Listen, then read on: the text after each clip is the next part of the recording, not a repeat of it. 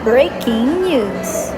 With every turn of head, countless journalists from the junior high school level of Fernando Urbez Integrated National High School can be spotted within the premises of Fabinhs.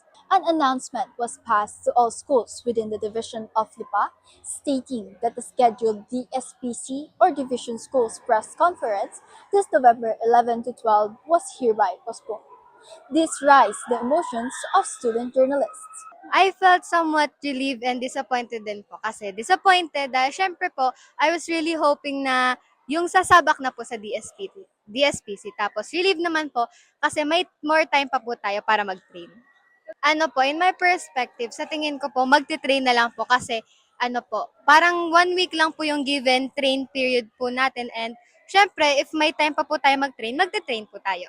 It is given that these journalists felt disappointed and disheartened from hearing the announcement.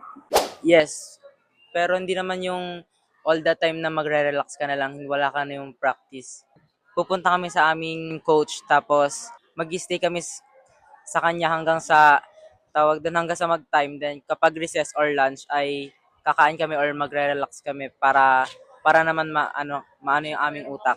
From writers to photojournalists to radio broadcasters, they resumed their training with a mix of excitement, tension, and determination. Not disappointed but rather relieved po. Syempre because our collab team is still having a hard time to train or like orasan yung sarili namin. So para po sa akin, it was like a saving grace. To train, syempre, kasi let's not take all the times for granted. Huwag tayo magpapakampante.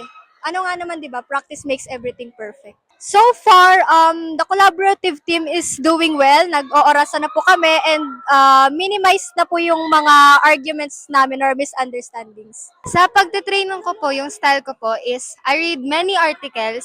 Yung basa po ako ng basa and then, tsaka po, titingnan ko po yung mga point of views or perspective po ng mga article writers para mas maging unique po yung output ko sa DSPC.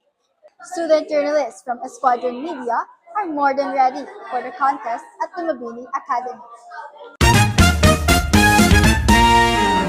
Breaking news.